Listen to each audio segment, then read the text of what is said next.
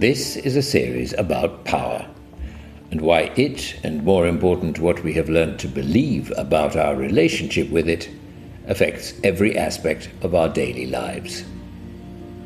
I'm Stephen Barden, and I've spent most of my working life with power and leadership.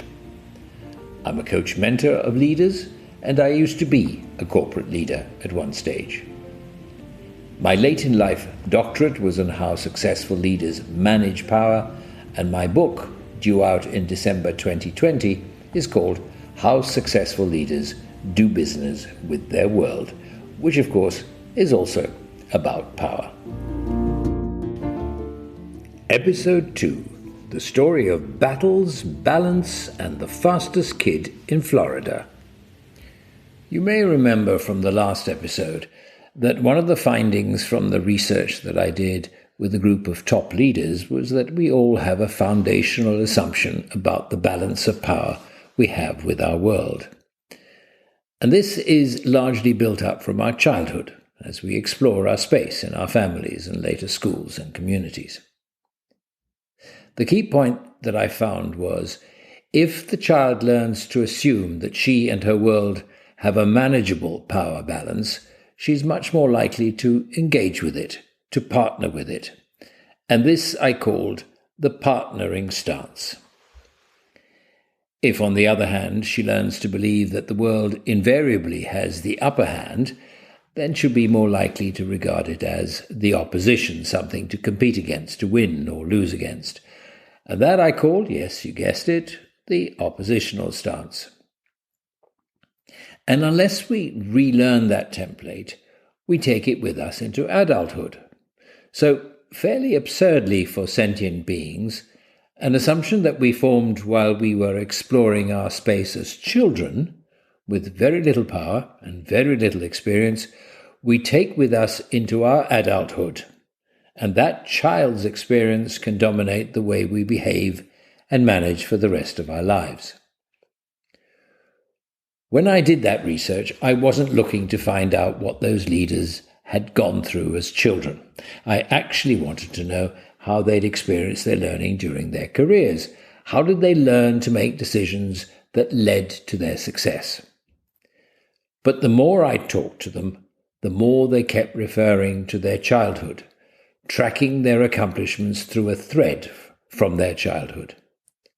I finally took the hint and started to listen to what they were trying to tell me.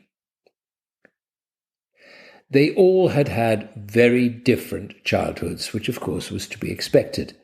Some of them pretty tough childhoods, some of them fairly secure. Some had been sent away from home very early, and some stayed close to the family.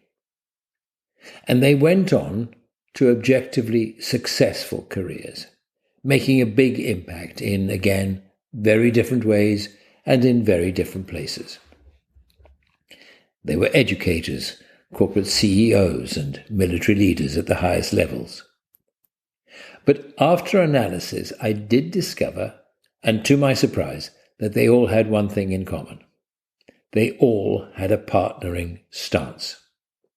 Far from being the highly competitive, ego-driven individuals with which we have come to associate so-called strong leaders, competing against all comers and challenging the world, this group held a childhood assumption that they and their world were reasonably in balance.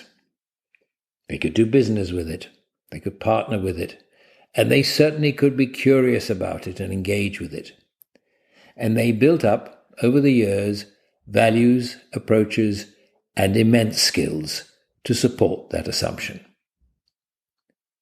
And that partnering stance showed up in many ways in how they managed and led. They were incredibly holistic. They led the entire institution or corporation rather than for vested interests like the shareholders, the politicians, the staff, or powerful donors. They understood the value of relationships, not just among people, but the linkages between organizations and contexts. And they even made it a point of encouraging and structuring challenge, including of themselves, to keep learning. Not just their conclusions being challenged, but their thought processes going into it. And they didn't do that because they were lovely, cuddly people. They did it because they lived in their world. They were engaged with it. They were curious about it. And their strongest asset was working with all the resources they had available to them. As one of them told me, you're out there touching, smelling, tasting constantly and feeding into yourself. You're dipsticking into yourself. You're telling people what's going on. You're warning them about what's coming up next because of that relationship you have with the organization. He could have said, because of that relationship you have with the world. Another surprise was that probably the most consistently partnering of my research subjects were the military generals. I had thought of the military as being largely hierarchical and unquestioning of its leadership. I couldn't imagine junior officers seriously challenging their superiors' conclusions. And when you come to think of it, isn't the military's sole purpose conflict, opposition? Aren't they, in fact, the epitome of the oppositional stance? So, had I just been terribly unlucky and picked a sample of military generals who were atypical? Someone who I thought was ideal to answer that question was Lieutenant General Ben Hodges. Ben retired from the U.S. Army in 2017 and is currently the Pershing Chair in Strategic Studies at the Center for European Policy Analysis. Before that, he was Commanding General of the U.S. Army in Europe, a top advisor to NATO, and worked and served in both Iraq and Afghanistan. Ben was not part of my original research, but read and reviewed my book, and is therefore familiar with my model of the partnering and oppositional stance.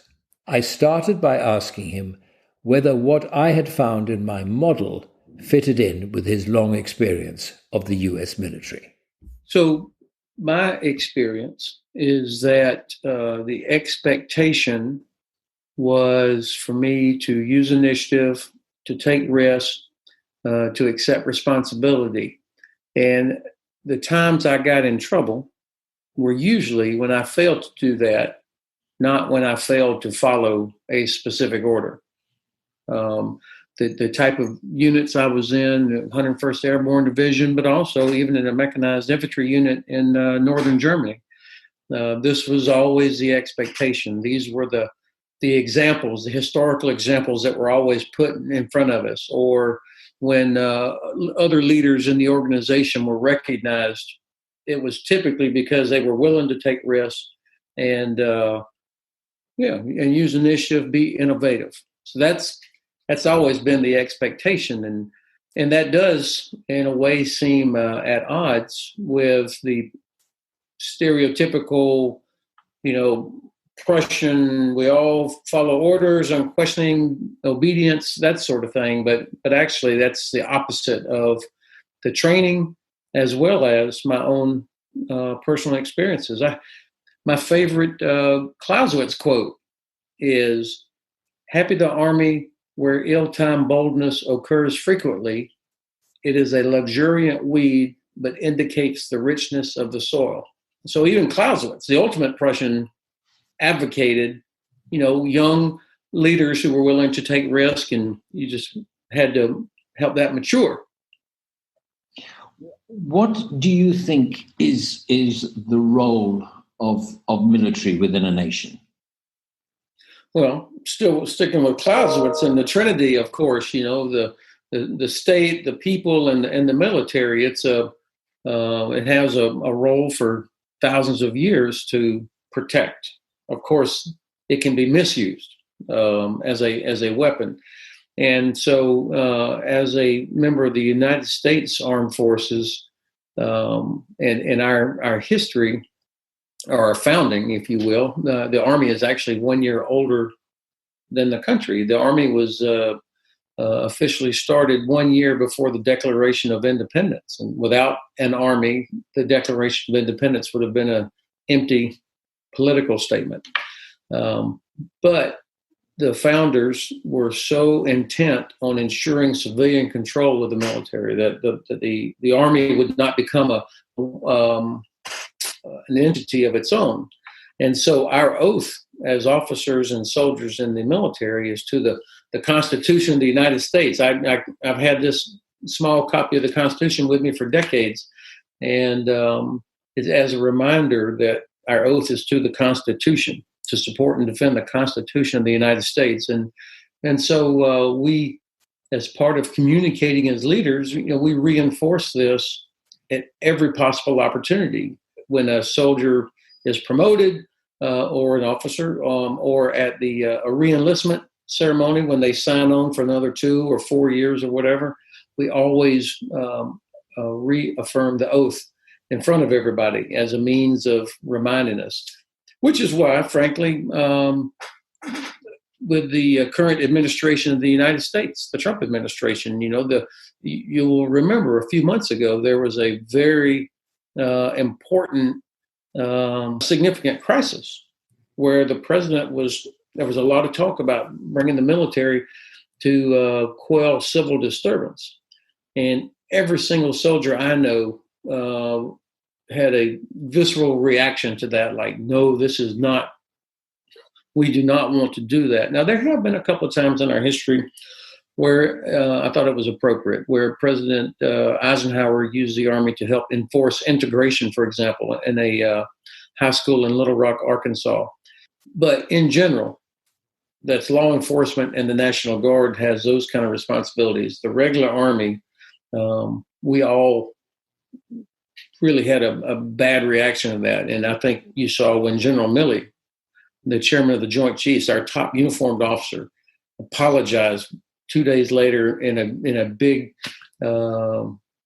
venue, said, hey, I was wrong. I should have anticipated. He should have anticipated he was going to be used as a prop, understanding the political situation. And he was. And I thought it was important that he so quickly apologized in uniform. And I was worried that day was my old friend's last day on the job. But fortunately, I think the power of his integrity is what protected him. It's a very clever thing, isn't it, to having an oath to the Constitution, because that means that your oath is to the foundation, to the founding principles of the country and the remaining principles of the country, rather than to the commander-in-chief or to the political party that is in power or to the administration. It's first and foremost to the Constitution, isn't it? That's basically what maintains that stability, I think. Is that right? Well, yeah, you're exactly right. The Constitution is organized where it says Article 1. That's where the responsibilities and authorities of the Congress, the legislative branch, are laid out. Article 1, the first article of the Constitution, gives primacy of place to the legislative branch. Article 2 is the powers of the executive branch, the president. And so everybody always talks about the president as commander-in-chief, but the Congress has authorities and responsibilities as well, which at times it can be a little bit uncomfortable for senior officers who are, whether you're admirals or generals or whatever. But the Constitution is what allows you to, when you do testimony, for example, and the Senate Armed Services Committee says, do you have enough to do? And the chairman can say, absolutely not.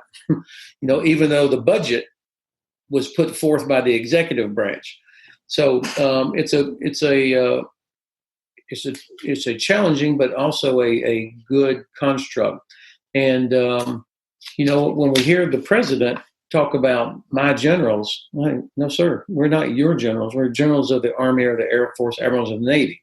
And I think that also helps prevent situations where a president may consider using the military and pushing those bounds. Now, by the way, every president, Republican, Democrat, has pushed the very limits of their executive powers. There are examples where they tried to work around troop limits, for example, in Afghanistan or in the Balkans by using contract. to find ways around congressional limitations. So this is not new, but I will say that what the current administration has done has been the most concerning for me. Is your universe friendly? Did you grow up thinking that your universe was friendly? Yeah, I absolutely believed that my universe was friendly, even if I didn't think of it in that sort of, in those terms. My parents were both always optimistic, not in a Pollyannish sort of way, but they were always optimistic, had high expectations that, hard work and a little bit of luck, you could accomplish things, you could make a difference. And I mean, I didn't come from a military family. My father was a private for 2 years, like most men were of his generation. And it was a positive, high expectation sort of thing. And my mother especially, she loved people. I mean, she's the kind of person that she would get on the elevator, and by the time the elevator was at the ground floor, she would know everybody on the elevator, where they were from, and would have sort of, established a contact with them. And that's been a family joke of ours for decades. So that was what I grew up in. And fortunately, my experience at West Point as a cadet, and then in the 40 years since I graduated, that's generally been the experience. Not that every day was fun, but I had fun every day. One of the things I basically advocate in the book is that parents should, not on the one hand overprotect their children, but on the other hand, they need to be able to give them a reasonable space of safety, if you like, in which they can take chances. There's the thing that you were talking about, earlier on about being taught in the army to take the risk. Did you find when you were a kid, were you enabled to take chances as a child, to go and experience, to form your own experiences rather than inherit the experiences of your parents or your elders? Yeah, of course, I played American football and sports and that sort of thing. In fact, you were expected to participate in sports. In the summertime, I would go off to we lived in North Florida, but I would spend the summer up in North Carolina at a boys' camp, either as a camper, when I was a kid, or as I got older, I was part of the work crew, being in I loved the mountains of Western North Carolina. And I remember the biggest adventure I think I ever had with my father was my father saying, "All right, I'm going to let you drive this summer. You're going to take the car." We had this Dodge Rambler.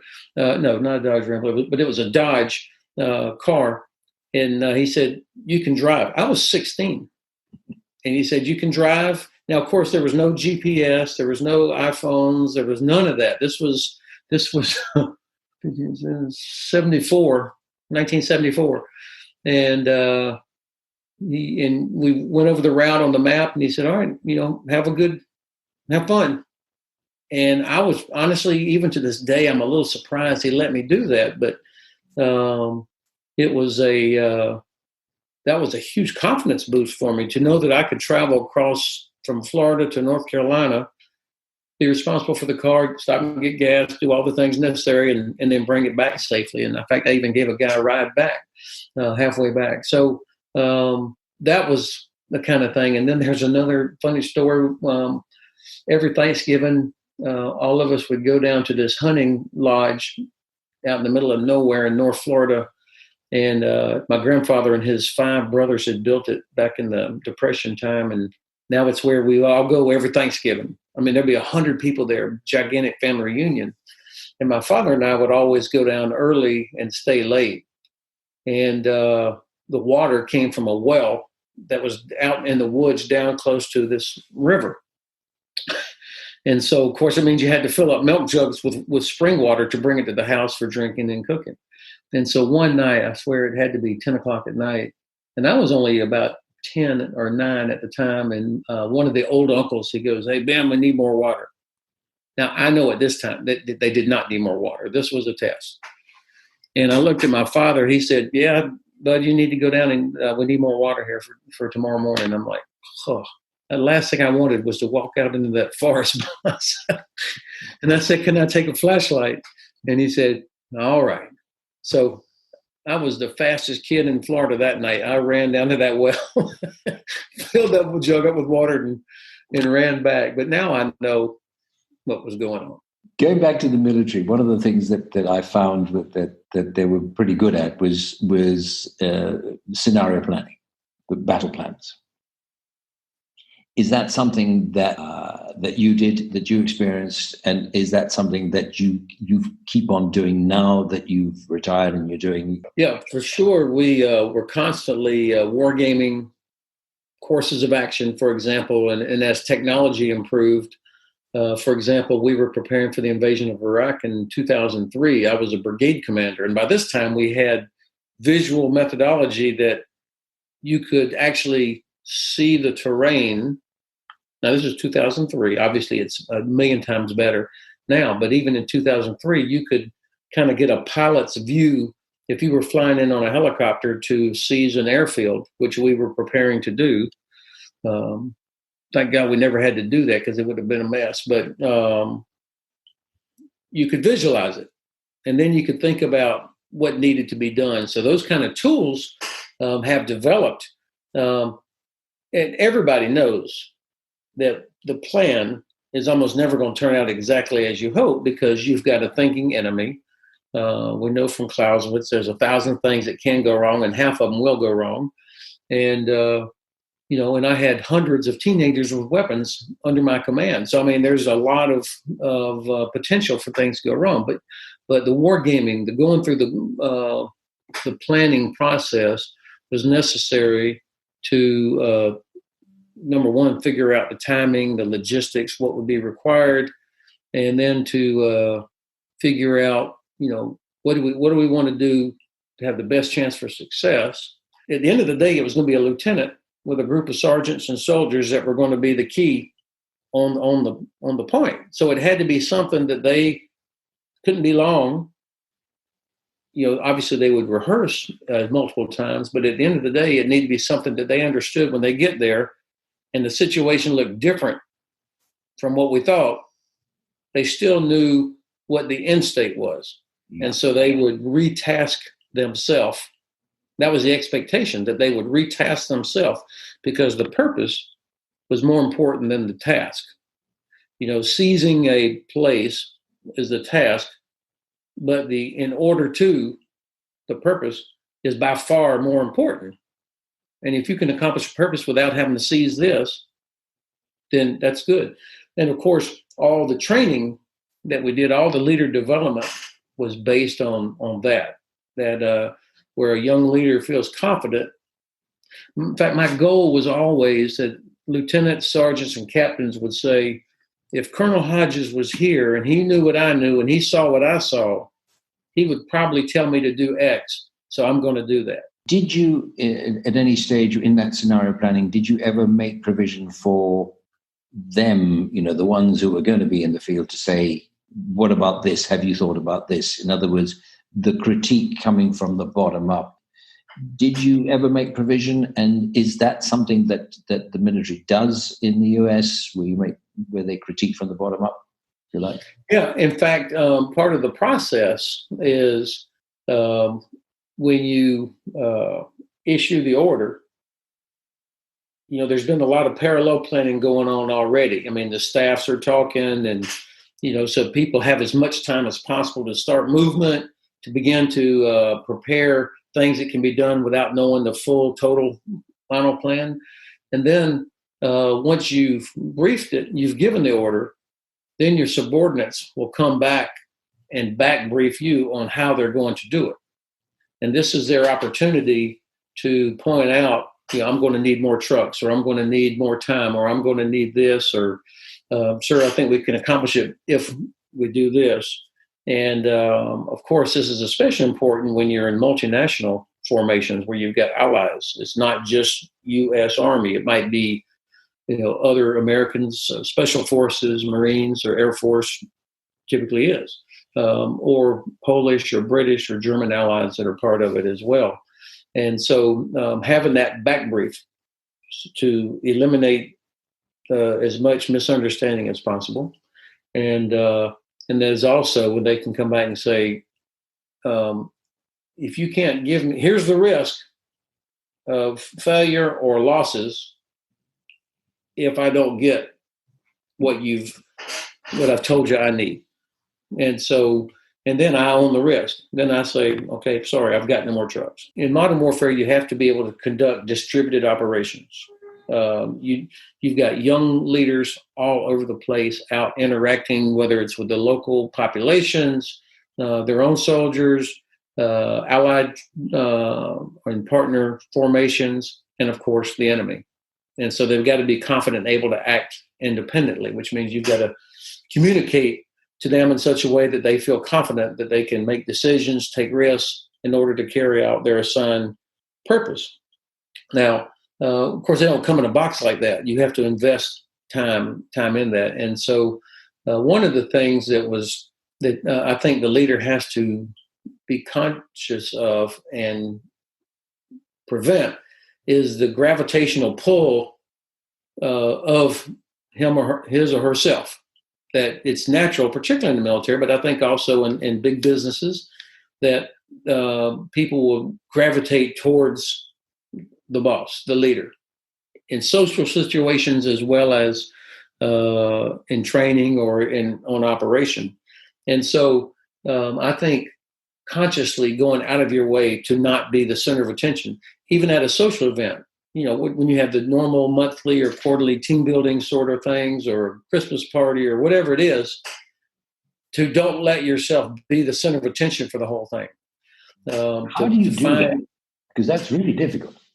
Well, you know, one of my favorite things to do when we would have a promotion ceremony or a farewell ceremony for somebody, of course, you do, you know, if you're the commander, you're going to officiate, you're going to pin on the new rank, or you're going to give them the oath or whatever, but have the family there. And so you try to position everything. I mean, they're part of this is positioning in the room, put the family, the soldier there. And then as soon as the ceremony part's done and the soldier's finished, I would always move off to the side, and then everybody in the room would kind of file by and shake hands, punch them on the shoulder, you know, do all that kind of stuff. That was my favorite part of the ceremony, was to watch the interaction between the friends and the soldier who was being honored or promoted or whatever. I loved doing that. The other thing, and it's a simple technique. The norm in a headquarters, when you issue the order, the staff would always set up the briefing room where you, the commander, are sitting right in the middle, and you become the focus of. I remember looking at that like, wait a minute, I'm the one issuing the order. This is my order to my subordinates. Why is the room, or when we do it outside on a terrain model, why is it set up so that I'm the center of attention? So by a simple technique of putting everybody, my subordinate commanders, in the front row, and I would sit off at the end, number one, it would cause the staff to brief them because they're the ones that have got to execute it. And then I could kind of look down the row and watch their faces, and I could see, Mark, he doesn't get it, or she doesn't see what it is expected, or okay, they got it. And it was a completely different dynamic and made us, I think, much more effective. And also these guys, I mean, they were, all right, I own it. I mean, I've just been told what I've got to do. I'm the center as a subordinate. I'm the center of attention, and I own it. And those were simple techniques. But how did you make sure that you got really honest critique of what you were doing? Well, first of all, you can be sure I was not totally successful in this. I am sure there were times where I thought, okay, everybody feels confident they can come complain to me, they can criticize. I'm sure they feel that way, only to discover later that I was wrong. That's what I wanted to believe, but it wasn't always the case. Even when I thought I was emphasizing this, you know, I still think of myself as Lieutenant Hodges, not General Hodges, you know, that, and there was a 25 or 30 year difference between me and these guys, and I had to be conscious of that. And so I still would go out of my way to emphasize things. And I was old enough to know that I could look around the room and see that people were grimacing, or that I could see the doubt. And so I would call them out. Tim, obviously you disagree with me. What's the goddamn problem here? And then everybody else would feel comfortable, like, okay, the boss is serious. He really does want pushback. Sometimes I handle that well. I mean, I'm human too. I didn't like it to be told, that, but most people got accustomed to the fact if I did erupt or get really angry, almost always it would be over very fast. And so most of them were like, okay, it'll pass. Then, of course, because I knew that about myself and about the human dynamic in the Army, I had to have other mechanisms. Of course, one of the great developments in the Army is the sergeant major. And the command sergeant major is somebody that's about my age. They're at the top of the enlisted rank. There's no, they can't go any further. And you pick them so that they will be that person that'll say, sir, you got a problem down in Alpha Company or in 1st Battalion or over in this directorate. You need to go check into this, or that thing you said, that was terrible, what you just did. And fortunately, I always found that sergeant major that was willing to do that. And this will be the last little war story, but when I was a captain, I had been the company commander for about 3 months, maybe 2 months. And I thought I was the best captain in the Army. I mean, I just knew I was like Napoleon. And I was given instructions to all my lieutenants. I had 4 lieutenants and the company first sergeant. We're in the room together. And I'm laying out. This is burning bush stuff. And they're all like, yes, sir, yes, sir, yes, sir. And after it's over, they all stand up and salute. They leave the room. And then I notice that First Sergeant Rosado, he's an old Puerto Rican Vietnam veteran. He was at the time, he was about 15 years older than me. I noticed he's kind of hanging back. And I said, First Sergeant, what's wrong? And he kind of slowly, he shuts the door and he says, in this real thick Puerto Rican accent, he'd been in the U.S. Army 20 years. He still sounded like he had just arrived. He said, sir, I tell you this, if we do your plan, we're fucked up.